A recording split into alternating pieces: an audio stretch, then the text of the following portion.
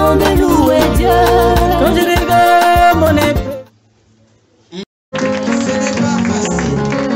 Vous savez, dans toutes les églises, il y a toujours des gens que Dieu a sélectionnés pour accompagner l'homme de Dieu.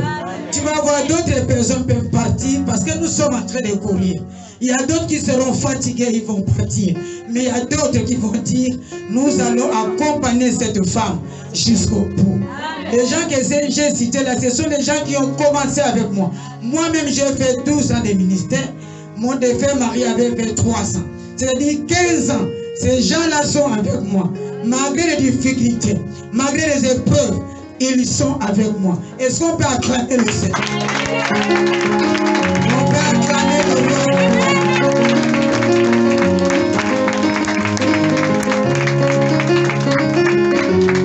Et toi qui es là, qui a fait 2 ans, qui a fait 3 ans, qui a fait 1 an, tu es en train de m'accompagner. Tu as fait 1 mois, tu as fait 2 semaines, tu as décidé aussi de m'accompagner dans ces ministères jusqu'au bout. Est-ce qu'on peut acclamer le Seigneur?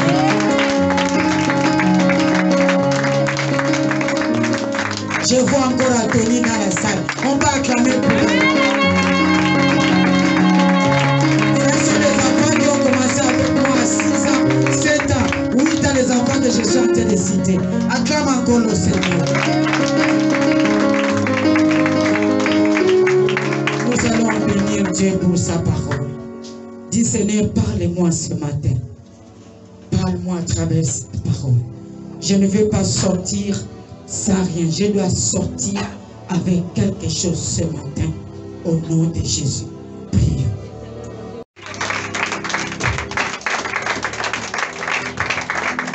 Sois.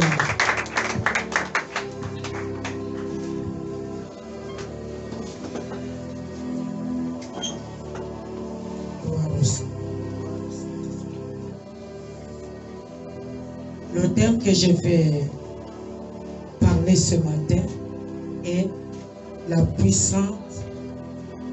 La puissance est puissante de votre offrande de l'Église. La puissance puissante de votre offrande de l'Église. Je parle ce matin de l'offrande de l'Église. Je ne parle pas de l'offrande ou bien l'argent que les gens donnent chez les Gaga, chez les marabouts. Je ne parle pas de l'argent que les gens donnent quand l'équipe nationale est en train de jouer ou quand les païens sont en train de chanter. Non, moi je parle ce matin de l'offrande de l'Église. L'offrande. Puissance puissante de l'Église. L'offrande, c'est un acte volontaire. L'offrande d'abord, c'est un acte qui est volontaire. Toi-même, poussé par le Saint-Esprit, tu sais que non, je dois donner l'offrande. Je dois donner la dîme. Je dois donner des actions de grâce. Je dois donner à Dieu. C'est ce que je vais parler ce matin. L'offrande, c'est une bénédiction. C'est une louange à notre Dieu. Tu es en train de louer le Seigneur. Tu es en train de dire à Dieu que Seigneur, je t'ai béni. Parce que tu m'as donné le souffle de vie. Tu m'as donné la santé. Et qu'est-ce que je vais te donner? Je vais te remercier par les offrandes. Il n'y a pas consécration sans offrande. Nous allons prendre Exode chapitre 25, le verset 2 jusqu'à 8.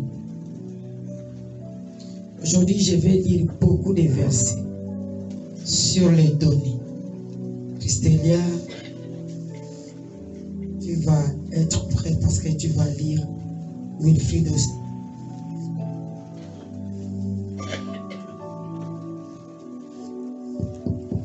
Exode chapitre 25, le verset 2 à 8. Christelia, tu prends, tu lis Exode chapitre 25, le verset 2 à 8, et nous tous, nous allons nous lever dans la présence du Seigneur pour le respect de la parole.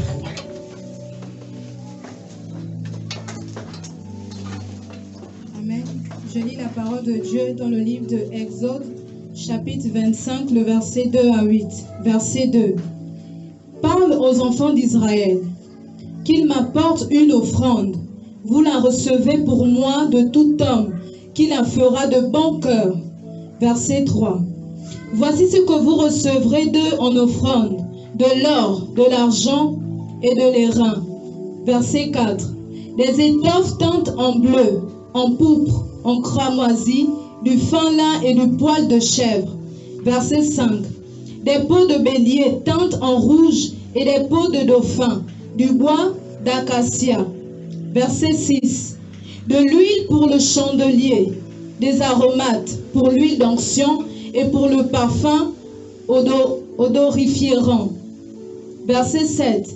Des pierres d'onyx et d'autres pierres pour la garniture de l'éphod et du pectoral. Verset 8. Ils me feront un sanctuaire et j'habiterai au milieu d'eux. Amen. Je vous assure. Gloire au Seigneur. Vous assure. Ils me feront un sanctuaire et j'habiterai au milieu d'eux. Ils vont me bâtir une église et moi j'habiterai au milieu d'eux. Dieu n'est pas un locataire. Dieu c'est un propriétaire de la maison. Imaginez là où nous venons de lire. Le peuple Israël était esclave. Ils étaient les esclaves. Mais Dieu dit aux esclaves qui n'ont rien, il leur dit d'amener toutes ces choses que nous venons de lire, des choses qui coûtent cher, des étoffes teintes en bleu, en pourpre, des cramoisis, des fin lin, des poils de cheveux, des peaux de bélier teintes en rouge et des peaux de dauphin. Donc toutes ces choses-là que Dieu a demandé, il n'a même pas pensé que les enfants d'Israël étaient des esclaves. Ils vont trouver où? Mais lui, Dieu, il a besoin de cette offrande pour bénir le peuple israélien. Lui, il a besoin de ça. Donc, Dieu n'a pas dit que pour donner l'offrande, il faut être riche. Pour donner l'offrande, il faut avoir beaucoup d'argent. L'offrande, c'est l'offrande. C'est ta volonté. Quelqu'un peut gagner 100 francs, exemple 500 francs par mois, mais il te donne l'offrande de 400 francs. C'est la volonté. C'est la façon dont tu prends Dieu comme la valeur que tu donnes à ton Dieu. C'est la valeur de l'offrande que tu vas donner à ton Dieu. C'est la valeur que tu donnes à Dieu. Donc je disais que l'offrande c'est un acte volontaire. Puis là tu vas prendre aussi 2 Corinthiens 9, 7. C'est un acte volontaire. L'offrande c'est un acte qui nous coûte. Voilà le peuple Israël. Il savait la valeur des offrandes. Malgré qu'ils étaient des esclaves, ils ont cherché à trouver les offrandes pour donner à leur Dieu. Et pourtant, toutes les années, le peuple Israël était esclave. Mais Dieu leur demande ce qu'ils ont de plus précieux. Et ils ont donné. Oui. Je lis la parole de Dieu dans le livre de 2 Corinthiens chapitre 9, le verset 7. Que chacun donne comme il l'a résolu en son cœur, sans tristesse ni contrainte, car Dieu aime celui qui donne avec joie. Beaucoup de gens n'aiment pas la parole que je prêche aujourd'hui. Ils oublient que cette parole ouvre les portes. Je veux que vous ouvrez les oreilles. Je vais vous faire sortir des bonnes choses dedans. Ils vont vous ouvrir la tête pour savoir que non, on ne donne pas pour quelqu'un, mais on donne à Dieu. Amen. Comme vous voyez les peuples israéliens. Dans la Bible, il y a un jour, David voulait offrir un terrain à Dieu pour construire une maison. Et il voulait acheter le terrain à Orna. Mais Orna a dit à David, il dit non David, prends mon terrain gratuitement. Tu fais ce que tu vas faire comme sanctuaire à ton Dieu. David a dit non. Il est impossible de donner à mon Dieu quelque chose qui ne coûte pas, qui ne coûte rien. Je ne peux pas prendre quelque chose qui ne coûte rien, je donne à mon Dieu. Il faut donner quelque chose qui coûte à mon Dieu. Je dois acheter ton terrain avec de l'argent pour donner à mon Dieu. Je vais donner quelque chose de valeur à Dieu. C'est pourquoi beaucoup de gens qui ont accepté le terrain donné par quelqu'un de l'église, à la fin, tu vas voir si quelqu'un a été animé de l'esprit diabolique, il vient te dire que j'arrache mon terrain. Vous n'avez jamais écouté ça. David connaissait, dit non, non, si j'accepte, il peut un jour me dire que j'arrache le terrain. Je ne peux pas donner à mon Dieu quelque chose qui ne coûte rien. David avait déjà tout prévu pour acheter le terrain avec son argent et faire quelque chose. Je ne peux pas donner à mon Dieu quelque chose que dans Agé chapitre 8, chapitre 2, verset 8, Dieu dit l'argent est à moi, l'or est à moi.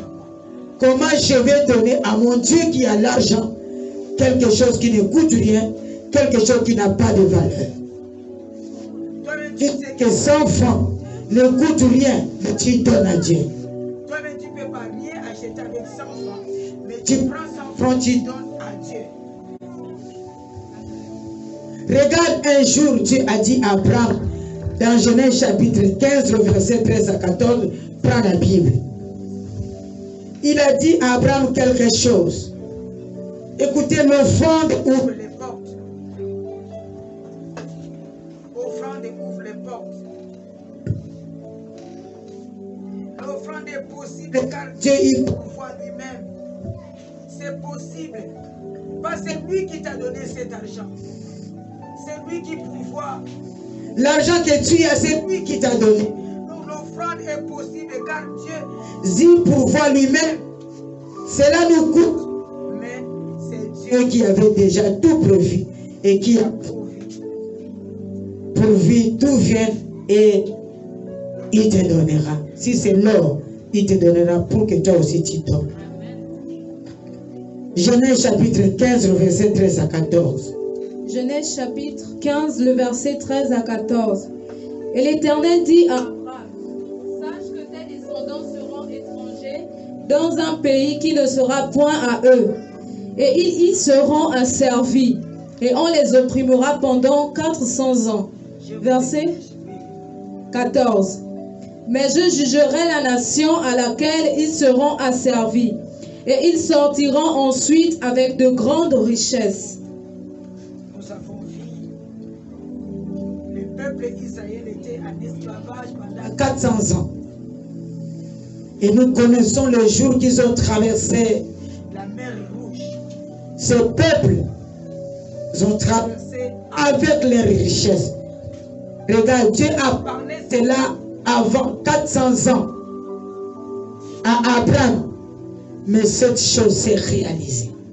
Donc ce que tu vas donner aujourd'hui, l'alliance que tu vas faire avec Dieu, même si Dieu ne honore pas aujourd'hui, il fera avant ta mort. Dieu fera. Il est le Dieu des alliances au nom de Jésus.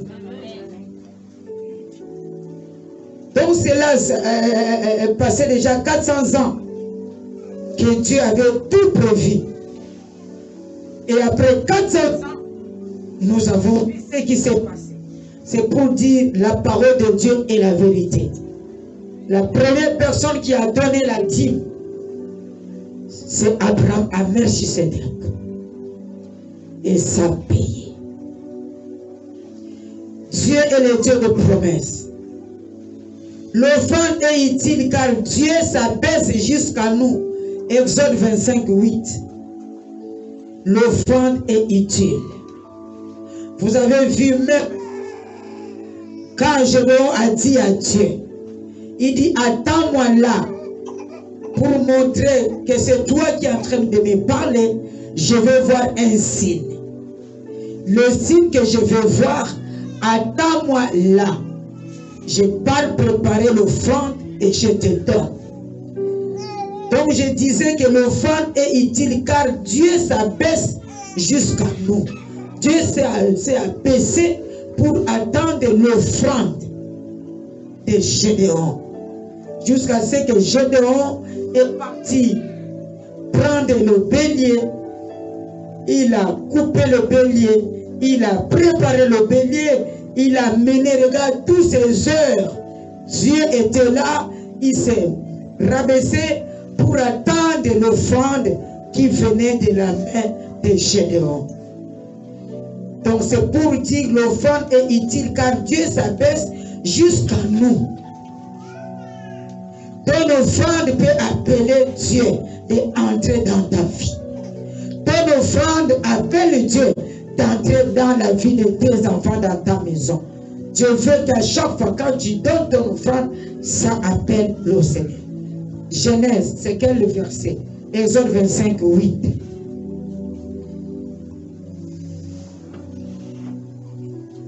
Christélia. Exode chapitre 25, le verset 8.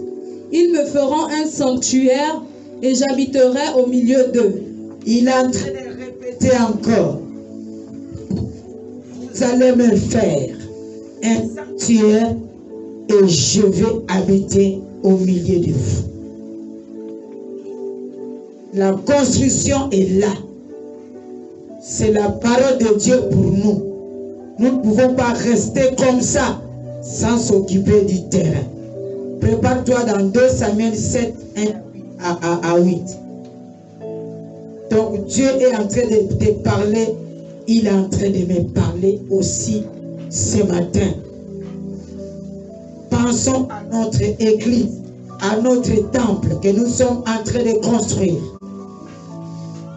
2 Samuel chapitre 7, le verset 1 à 7. 2 Samuel chapitre 7, le verset 1 à 7. Lorsque le roi habita dans sa maison et que l'Éternel lui eut donné du repos, après l'avoir délivré de tous les ennemis qui l'entouraient. Verset 2. Il dit à Nathan le prophète, vois donc, j'habite dans une maison de cèdre, et l'arche de Dieu habite au milieu d'une tente. Verset 3. David dit à Nathan le prophète, voici, moi David, j'habite dans une belle maison, en tant que roi. Mais mon Dieu habite dans une maison en location, comme nous sommes là. Oui, continuons. Verset 3. Nathan répondit au roi, va, fais tout ce que tu as dans le cœur, car l'Éternel est avec toi. Je vais te dire ce matin, le temple est là, le temple est inachevé. Fais tout ce que ton cœur te demande de faire pour que ce temple puisse aller de gloire en gloire. Oui. Verset 4. La nuit suivante, la parole de l'Éternel fut adressée à Nathan. Verset 5. va dire à mon serviteur David, ainsi parle l'Éternel. Est-ce toi qui me bâtirais une maison pour que j'en fasse ma demeure? Verset 6. Mais je n'ai point habité dans une maison depuis le jour où j'ai fait mon entrée, depuis le jour où j'ai fait monter les enfants d'Israël hors d'Égypte jusqu'à ce jour. J'ai voyagé sous une tente et dans un tabernacle. Pendant combien de temps nous avons laissé cette église inachevée? Combien de temps nous sommes dans cette salle de classe? Combien de temps ce lieu ne nous appartient pas? Notre lieu c'est là-bas, pas ici. Combien de temps? Au verset 7. Verset 7. Partout où j'ai marché avec tous les enfants d'Israël, ai-je dit un mot à quelqu'une des tribus d'Israël à qui j'avais ordonné de paître mon peuple d'Israël? Ai-je dit, pourquoi ne me bâtissez-vous pas une maison de cèdre? Vraiment, il est en train de poser la question. Avec tout ce que j'ai fait pour vous, vous avez eu des miracles. Chacun de nous a un témoignage. Mais pourquoi? Pourquoi vous ne voulez pas me construire le temple? Pourquoi? Pourquoi au verset 8? Maintenant tu diras à mon serviteur David, ainsi parle l'Éternel des armées, j'ai été pris au pâturage derrière les brebis pour que tu fasses chef sur mon peuple, sur Israël. David aujourd'hui c'est moi. C'est moi qui te parle ce matin. Tu habites dans une belle maison, tandis que l'arche de l'Éternel est installée au milieu d'une tente et inachevée. Dieu te parle. Donc je vais te dire encore ce matin que l'offrande doit être utilisée selon la parole de Dieu. Prends encore Exode 35, 20. Soyons patients. Aujourd'hui, il faut que nous connaissions qu'est-ce que l'offrande peut faire dans la vie de quelqu'un. Exode 35, 20 à 21. Exode chapitre 35, le verset 20 à 21. Toute l'assemblée des enfants d'Israël sortit de la présence de Moïse. Verset 21. Tous ceux qui furent entraînés par le cœur et animés de bonne volonté vinrent et apportèrent une offrande à l'Éternel pour l'œuvre de la tente d'assignation, pour tout son service et pour tous les vêtements sacrés. Reprends. Verset 21. Reprends, oui, 21. Verset 21. Tous ceux que furent entraînés par le cœur et animés de bonne volonté vinrent et apportèrent une offrande à l'Éternel pour l'œuvre de la tente d'assignation, pour tout son service et pour tous les vêtements sacrés. Dieu parle aux gens qui auront de bonne volonté. Là, regarde, tous ceux qui furent entraînés par le cœur et animés de bonne volonté furent apporter une offrande à l'Éternel pour l'œuvre de la tente d'assignation, pour la construction des temples. Chacun a amené avec la volonté, avec une bonne volonté, avec un bon cœur, ils ont donné. Ne donne pas avec murmure, donne avec un bon cœur. Donne avec un bon cœur. Donne avec un bon cœur. Le verset 26. Verset 26. Toutes les femmes dont le cœur était bien disposé et qui avaient des habitudes, de l'habileté filaire du poil des chèvres. Dieu parle de femmes. Dans cette église-là, toutes les femmes dont le cœur était bien disposé et qui avaient de l'habileté filière du poil des chèvres. Donc, il y avait des femmes, des bons cœurs, qui donnaient. Et Dieu parle beaucoup de femmes parce que dans toutes les églises du monde, c'est les femmes qui sont nombreuses par rapport aux hommes. C'est les femmes qui connaissent donner. C'est les femmes qui ont le cœur de donner. Les hommes donnent, mais les femmes, ils ont le cœur de donner.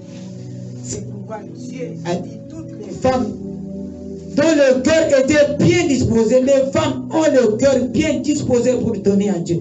Une femme, Même s'il restait 10 francs, il va dire non, je prends 10 francs, là, je donne à mon Dieu. Je vais rester comme ça. Et je vais vous donner l'exemple d'une femme aussi dans la Bible qui avait fait cela. Dieu n'a pas donné l'exemple là en vain, parce qu'il connaît le cœur de femme. Au verset 29, tous les enfants d'Israël, hommes et femmes, dont le cœur était disposé à contribuer pour l'œuvre que l'Éternel avait ordonnée par Moïse, apportèrent des offrandes volontaires à l'Éternel. Là, il a ajouté aussi les hommes. Excusez. Il y avait les hommes aussi qui avaient de bonnes volontés, qui apportaient des offrandes et ils donnaient à Moïse pour la bénédiction de son œuvre. Dieu cherche les gens qui vont donner avec leur cœur. Le thème est la puissante de votre offrande de l'Église. Là, je vais parler de cette femme qui est dans Marc chapitre 12, le verset 41 à 44. Si c'est là, tu peux prendre. Je vais parler de cette femme. J'aime cette femme. Cette femme connaissait la puissance de l'offrande de l'Église. Lis. Marc chapitre 12, le verset 41 à 44. Verset 41. Jésus, s'étant assis vis-à-vis du tronc, regardait comment la foule y mettait de l'argent. Oui, Plusieurs riches... On parle doucement là-bas. Reprends. Jésus, s'étant assis vis-à-vis du tronc, regardait comment la foule y mettait de l'argent. Jésus était près des corbeilles des offrandes. Il était comme ça. Il regardait comment le peuple de Dieu donnait leurs offrandes. Si c'est moi qui regardais comme ça, les gens devaient dire que maman aime l'argent, regarde. Il regarde quel billet je suis en train de prendre. Mais Jésus regardait le panier des offrandes pour voir combien et qui donne. Oui. Plusieurs riches mettaient beaucoup. Plusieurs riches mettaient beaucoup d'argent dans le panier. Oui. Verset 42. Il vint aussi une pauvre veuve. Mais Dieu a vu parmi les gens qui donnaient des offrandes, il y avait des riches qui donnaient beaucoup d'argent. Mais parmi les riches, Dieu a localisé une veuve. Je veux que ce matin, Dieu te localise parmi les offrandes que les gens vont donner les offrandes ce matin. Dis Amen. Oui. Elle y mit 2 petites pièces faisant un 4 de sous. Cette femme veuve a mis une petite pièce dans le panier des offrandes. C'est-à-dire, dedans, il y avait des billets de 10 000, peut-être 5 millions que les riches l'ont donné, 2 millions, 3 millions. Mais Dieu a localisé les pièces de cette femme veuve. Pourquoi? On doit savoir. Continue. Verset 43. Alors Jésus, ayant appelé ses disciples, leur dit: je vous le dis en vérité, cette pauvre veuve a donné plus qu'aucun de ceux qui ont mis dans le tronc. Ce n'est pas la folie. Les gens là ont donné, la Bible dit même qu'ils ont donné beaucoup d'argent. Mais la veuve a donné seulement des pièces de 200 francs. Au lieu que Dieu apprécie ceux qui ont donné beaucoup d'argent, il apprécie la veuve qui a donné les pièces. Il y a un miracle qui se passe là. Dieu ne regarde pas ce que tu as donné, mais Dieu regarde ce que tu as laissé dans ta maison, dans ta poche. C'est ce que Dieu regarde. Le riche qui a donné 2 millions, selon sa valeur, selon ce qu'il gagne, il gagne peut-être par mois 100 millions. Il ne peut pas donner 2 millions. Même, il n'y a pas même, la dîme n'est même pas dedans. Donc continue à regarder que les gens là, les riches là, ils croient qu'ils ont donné beaucoup. Au dedans, il n'y a rien. Parce qu'à la maison, il y a beaucoup d'argent qui sont restés, qui devraient donner. Ils n'ont pas donné. Mais regarde cette veuve. Dans la maison, elle n'avait rien. Elle a pris 200 francs qui restaient dans sa maison. Elle a attaché au bout de son pagne. Elle est rentrée à l'église. Pendant que les riches, elle n'avait même pas peur de dire que les gens donnent beaucoup d'argent. Moi, je vais donner un peu là. Donne ce que tu as avec un bon cœur, avec amour. Il a ouvert son pagne. Elle a ouvert son pagne. Elle a pris 200 francs. Avec son cœur, elle a avancé, elle a donné. Comme notre Dieu connaît le nombre de chemins qui sont sur nos têtes, notre Dieu connaît ce que nous avons à la maison. Il connaît qu'est-ce que j'ai gardé à la maison. Il connaît ce que toi tu as gardé à la maison. Dieu a regardé et dit que voilà, c'est cette femme qui m'a donné la valeur. C'est cette femme qui m'a donné l'Isaac. C'est cette femme qui m'a donné avec son cœur. Parce qu'il m'a donné tout ce qu'il avait à la maison. Cette femme n'avait rien à la maison. Il restait seulement 200. Il pouvait utiliser 100 francs pour manger et 100 francs pour l'église. Mais il a pris tout. Même l'argent des popotes, il a donné. Quel miracle. Quel bon cœur. La puissance puissante de l'offrande de votre église. Donc il y a un secret au sujet d'une offrande d'église que beaucoup de chrétiens ne connaissent pas. C'est ça.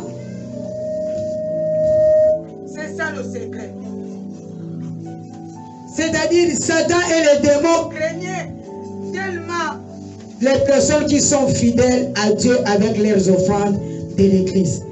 Satan, les démons ont peur des gens, des personnes qui sont fidèles à Dieu avec leurs offrandes de l'église. Satan et ses démons ont peur des gens qui donnent les dîmes régulièrement, qui donnent les actions de grâce régulièrement, qui donnent les offrandes volontaires régulièrement. Satan a peur de ces gens-là. Pourquoi je dis ça? Je ne parle pas de pièces de 100 francs. Je ne parle pas des billets de 500 ou 2000.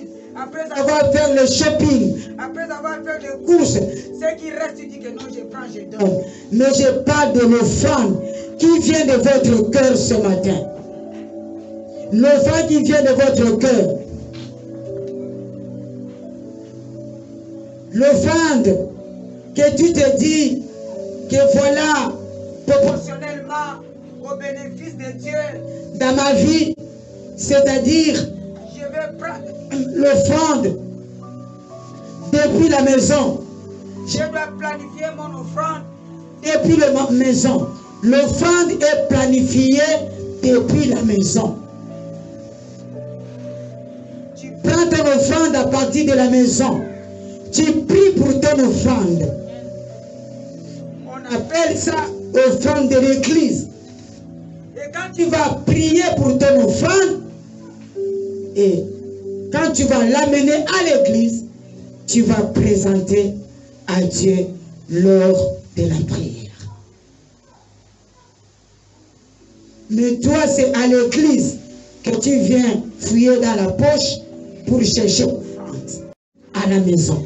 L'offrande se prépare avant une semaine. L'offrande se prépare hier la nuit. L'offrande se prépare hier le matin. L'offrande de cette femme a été préparée depuis la maison. Depuis, il a regardé, il n'y avait pas le riz. Il a regardé, il n'y avait pas la viande. Il dit non, je n'achète pas, j'amène cet argent à l'église. Je pars donner mon offrande. Pourquoi Satan a peur de nos offrandes? Pourquoi le diable a peur des gens qui donnent fidèlement les offrandes, les dîmes, les actions de grâce à Dieu? Le diable craint les offrandes. Pourquoi il a peur des offrandes? Parce que l'offrande sera présentée sur l'autel de votre église. L'offrande qui est présentée à l'autel est intouchable. C'est pourquoi, même si, exemple, je ne savais pas, un bandit, un voleur vient mettre son offrande dans la corbeille. Moi, quand je vais élever ma voix, je vais présenter cette offrande, cet autel à Dieu. Dieu va annuler l'offrande sale, la main sale qui était dans la corbeille au nom de Jésus. Et Dieu va commander à ses anges de prendre charge de votre vie si vous donnez les offrandes qui sont déjà préparées. Vous donnez, Dieu va envoyer des anges de prendre charge de votre vie. Ces anges veilleront à ce que vous soyez bénis et ils vous garderont, vous et les membres de votre famille, bien protégés contre les attaques démoniaques. Les offrandes te protègent contre les attaques démoniaques. On peut venir attaquer tes voisins, mais toi, à cause des offrandes, Dieu te protège. Hier, mon père spirituel disait, pendant qu'il prêchait, il disait, son église ne marchait pas. Dieu lui dit, le culte d'aujourd'hui prend toutes les offrandes d'aujourd'hui et tu me donnes. Et il était étonné le même dimanche. Les offrandes sont rentrées beaucoup. C'était pour que Satan, le diable, regarde son cœur. Est-ce qu'il va donner? Ou bien il va faire l'offrande là, les dépenses. Il a dit, moi, je vais faire selon la recommandation de mon Dieu. Je vais donner cette offrande à mon Père spirituel. Et il a pris toute offrande, il a donné à son Père spirituel. Aujourd'hui, au Gabon, il est parmi les grands que les gens parlent de lui. Donc l'offrande te défend contre toute attaque. L'offrande de l'église te bénit, efface beaucoup de mauvaises choses qui étaient. Donc je disais, Satan et les démons peuvent attaquer d'autres maisons, mais pas la maison d'un adorateur fidèle dans le royaume de Dieu. Toi, tu es un adorateur fidèle. Satan peut attaquer le commerce des voisins, mais ton commerce, il ne va pas attaquer. Parce que tu es un adorateur fidèle, un adorateur dans le royaume de Dieu. Chaque fois qu'il essayait d'attaquer la maison d'un adorateur d'une église, il voit quelque chose d'habituel qui l'effraie. À chaque fois, si les démons, les sorciers veulent attaquer ta maison, ils vont voir quelque chose, les effraie, parce que ta dîme, ton offrande était sur la terre. Et Dieu a envoyé ses anges pour bénir tes offrandes. Un jour, quelqu'un de l'église murmurait pour dire que les offrandes là partent où? Quand maman prie, elle dit souvent que la fumée des offrandes monte au ciel vers toi, comme était la fumée d'Abel, des offrandes d'Abel. Et Dieu mange cette offrande. Mais Dieu là est où pour manger les offrandes? Nous ne voyons pas Dieu. Et le jour là, pendant la prière, après les offrandes, Dieu l'a ouvert les yeux. Et il avait les yeux fermés. Nous étions en train de prier pour les offrandes. C'est là où Dieu lui montre. Un ange entré dans la salle. L'ange a soulevé les offrandes pendant que nous étions en train de prier pour les offrandes. Et il a vu comment l'ange est sorti avec la corbeille des offrandes. L'offrande pour Dieu. La pauvre veuve n'est jamais restée la même depuis qu'elle a donné l'offrande. La vie de la pauvre veuve qui a fait l'offrande à l'église, vue par Jésus, n'était pas restée la même. La vie de cette veuve avait changé à cause de l'offrande. Je déclare que ta vie, à chaque fois que tu donnes l'offrande, que ta vie change au nom de Jésus-Christ. Pendant longtemps, les démons de la honte, des manques de respect, de l'humiliation, l'avaient lié cette femme. Les démons de la honte avaient lié cette femme. Les voisins se moquaient de cette femme. Les démons de l'humiliation avaient méprisé cette femme, avaient humilié cette femme. Mais un jour, Dieu avait décidé de faire une offrande à Dieu. Pardon, un jour, cette femme avait décidé de faire une offrande qui va toucher le corps de Dieu. Et le jour qu'elle a fait l'offrande qui va toucher le corps de Dieu, qu'est-ce qui s'est passé? La honte qu'il avait de pauvreté avait quitté. Manque de respect que cette femme avait dans le quartier avait quitté. L'humiliation qui avait lié la vie de cette femme avait quitté la vie de cette femme à cause de l'offrande. Parce qu'elle a donné avec détermination et une grande foi à Dieu. Quand tu donnes l'offrande, donne avec détermination et une grande foi à Dieu. Elle a donné tout ce qu'elle avait. Elle a donné son Isaac.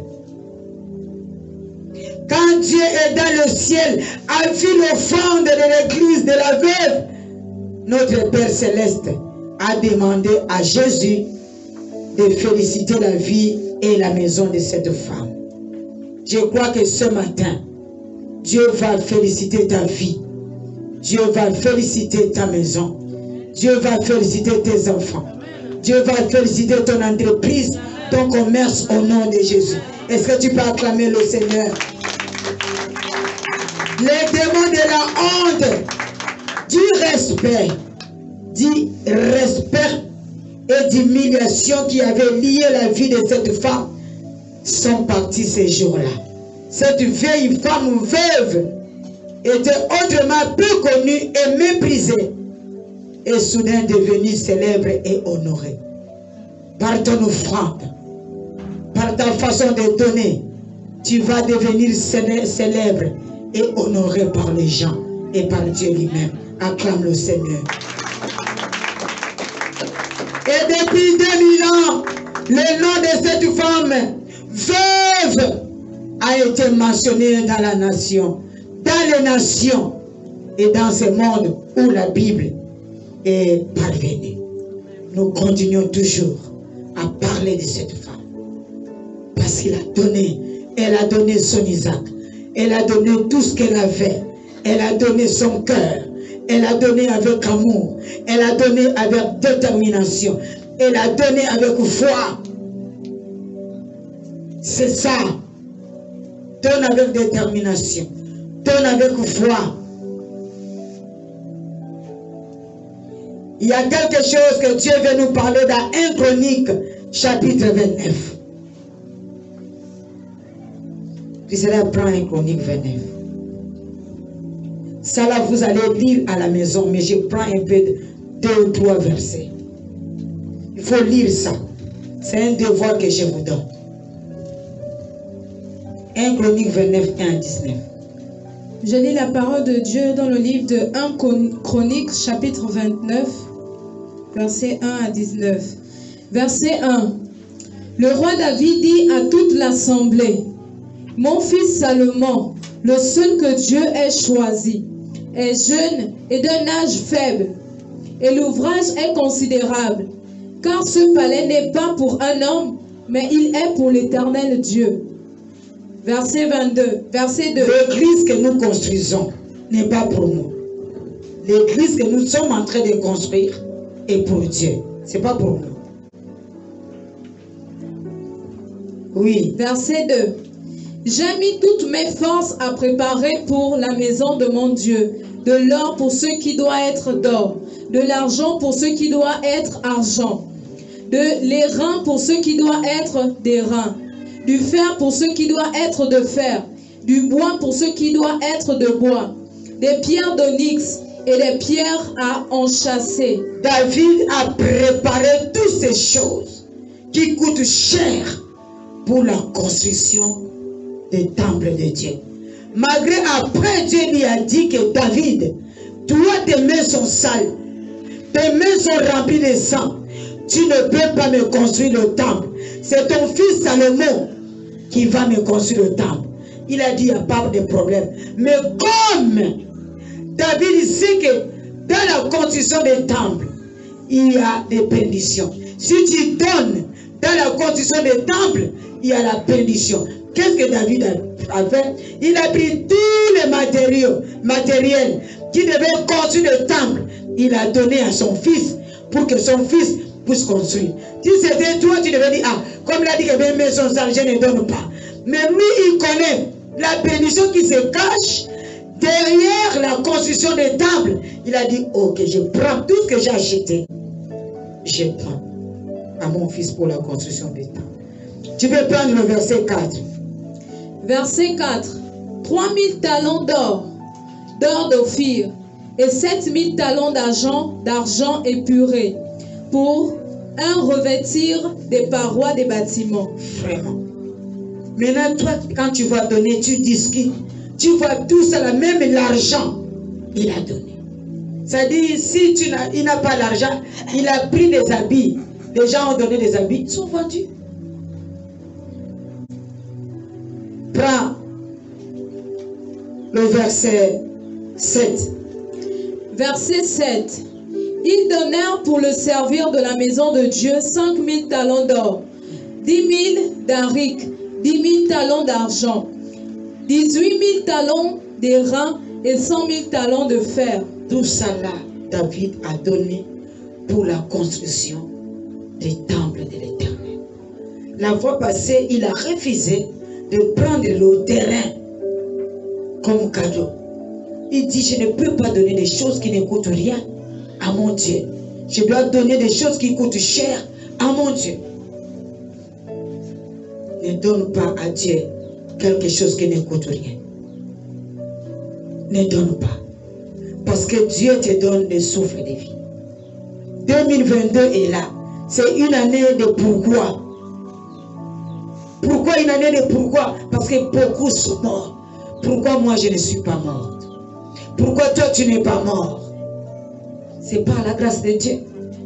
C'est parce qu'il t'a protégé. Et quand nous donnons, il faut donner de tout cœur pour dire que Dieu m'a protégé. Je dois donner à Dieu. Je dois donner pour le temple. Prends d'abord Luc 2, 34. Je suis en train d'aller à la fin. Donc je voulais te dire que chaque nouvel jour, il faut remercier le Seigneur. Là où nous allons lire dans Luc chapitre 2, le verset 34, nous voyons, on a amené Jésus dans l'église pour aller faire la dédicace de Jésus. Et quand Siméon a regardé cet enfant, Siméon a dit oui. Là, je peux mourir en paix parce que j'ai vu cet enfant que les gens parlaient. J'ai vu cet enfant.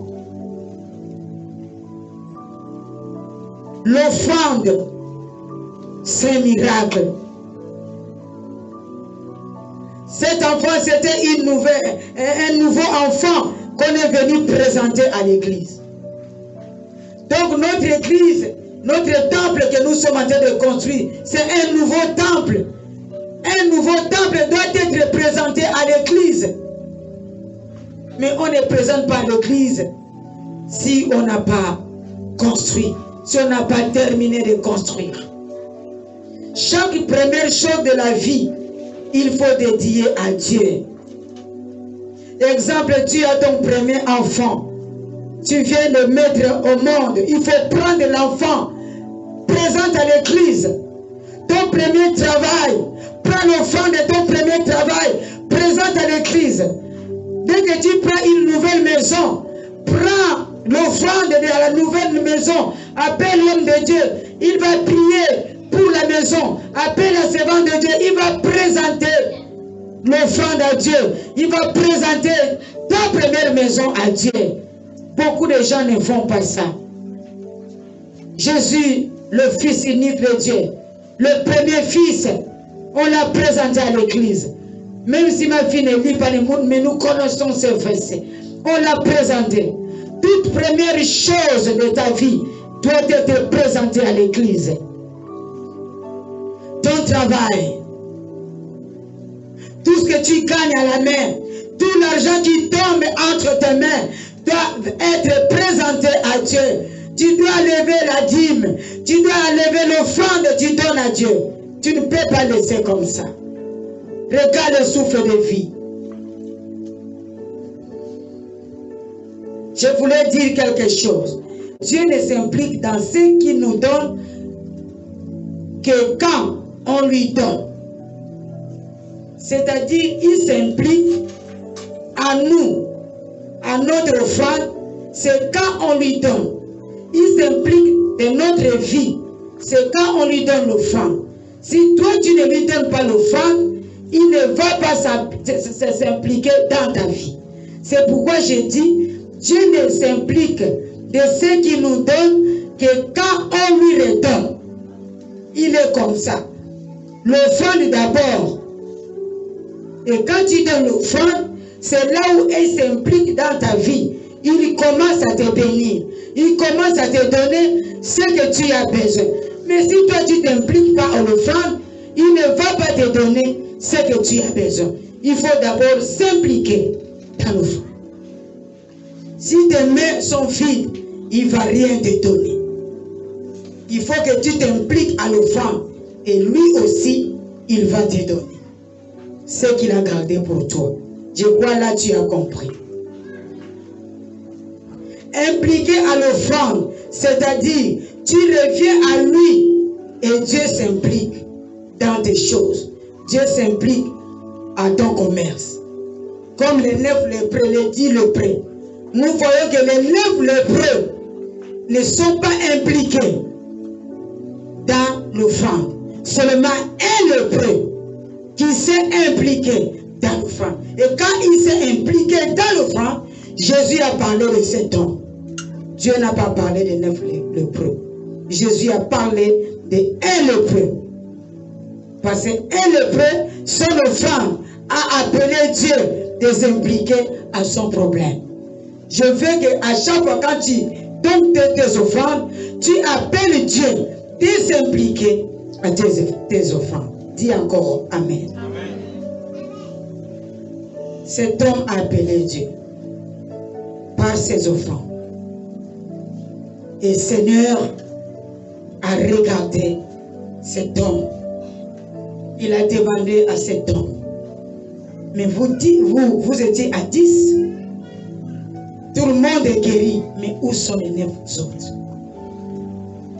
Seulement toi qui reviens vers moi avec ton offrande. Reviens vers Dieu avec ton offrande. Dieu va s'impliquer au problème de ta maison, au problème de ta maladie, si toi, tu t'impliques dans l'offrande. Et là, c'est là où il va voir ton problème ou la maladie qui te dérange depuis longtemps. Implique-toi aux offrandes. Donc, j'ai terminé. Nous allons prendre 1 Roi chapitre 8 au verset 62 à 64. Je termine par là.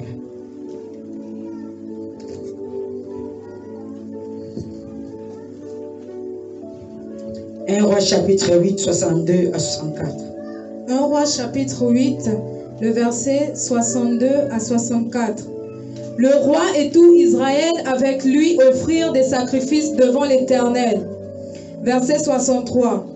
Salomon immola 22 000 bœufs et 100 000 brebis pour le sacrifice d'action de grâce qu'il offrit à l'Éternel. Ainsi, le roi et tous les enfants d'Israël firent la dédicace de la maison de l'Éternel. Verset 64. En ce jour, le roi consacra le milieu du parvis, qui est devant la maison de l'Éternel, car il offrit des holocaustes, les offrandes et les graisses des sacrifices d'action de grâce, parce que l'autel des reins qui est devant l'Éternel était trop petit pour contenir les holocaustes, les offrandes et les graisses des sacrifices d'action de grâce. Amen. Regarde la dimension des offrandes que cet homme donne à Dieu. Salomon connaissait que si je donne, Dieu va s'impliquer dans mon offrande, dans ma vie. Et quand Dieu s'est impliqué dans la vie de Salomon à cause des offrandes, Dieu lui a dit, demande-moi tout ce que tu fais. Salomon a demandé la sagesse et l'intelligence. Offrande ouvre les portes. Offrande délivre. Offrande donne la guérison. La valeur de l'offrande dépend de la valeur de la personne. Ton offrande va déterminer aussi ta valeur. Tu ne peux pas donner l'offrande comme un bébé. C'est comme la Bible venait de nous dire. Le jour que la veuve avait donné son offrande, il y avait des gens qui ont donné beaucoup, mais ce n'était pas de leur valeur. Ça ne présentait pas leur valeur. Mais pourtant, c'était beaucoup. Donc, Dieu regarde ce qui est resté. Dieu ne regarde pas ce que tu as donné. Et la valeur de l'offrande dépend de la valeur de la personne. Moi, je sais que la maladie des chrétiens, c'est l'offrande. Quand on parle de l'offrande, il n'y a pas la joie. Or, l'offrande ouvre les portes. Ça ouvre les portes. Je termine avec 2 versets de conclusion. Proverbe 3, Christelia, tu vas lire le verset 9 à 10. Wilfried, tu vas prendre Proverbe 18, 16.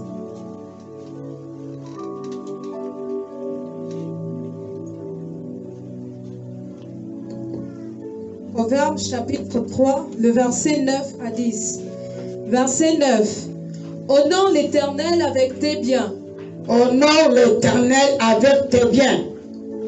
Et avec les prémices de tout ton revenu. Avec les prémices de tout ton revenu. Verset 10.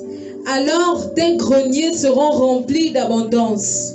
Ta maison sera et remplie tes cuves de l'abondance, oui. Amen. Et tes cuves regorgeront de mou. Reprends. Verset 9. Honore l'Éternel avec tes biens et avec les prémices de tout ton revenu. Verset 10. Alors tes greniers seront remplis d'abondance et tes cuves regorgeront de mou. Le suivant. Je lis la parole de Dieu dans le livre de Proverbes. Tu te prépares avec Proverbe 11, 25. Oui. Je lis la parole de Dieu dans le livre de Proverbes, chapitre 18, verset 16. Les présents d'un homme lui élargissent la voie et lui donnent accès auprès des grands. Voilà. Le présent d'un homme. Continue. La présence d'un homme. La présence de... Le présent. Les présents d'un homme lui élargissent la voie et lui donnent accès. L'offrande d'un homme élargit la voie de cet homme. Oui. Et lui donne accès auprès des grands. Et ça va te donner accès auprès des grands. comme Mephibosheth, l'enfant de Jonathan. Le présent de son père Nathan. L'alliance de son père Nathan l'a mené loin. Il a mangé sur la table avec le roi David. Toi aussi, tout ce que tu donnes comme offrande, ça va t'amener loin. Un jour, tu vas manger sur la table avec le roi. Amen. Merci. Proverbe 11, 25. Proverbe chapitre 11, le verset 25. L'âme bienfaisante sera rassasiée, et celui qui arrose lui-même arrosé sera arrosé. Celui qui arrose sera lui-même arrosé. Ils ne seront pas acclamés le Seigneur. Tu fais pour toi-même. Si tu arroses, et toi-même aussi tu seras arrosé. C'est comme l'exemple de monsieur qui demandait l'hormone aux gens et pourtant lui-même il avait l'argent. Et celui qui arrosait, qui donnait 5 francs, lui il lui donnait 100 $, 100 €. Tu vas baisser ta tête. Tu vas prier. Et Seigneur, merci pour ta parole.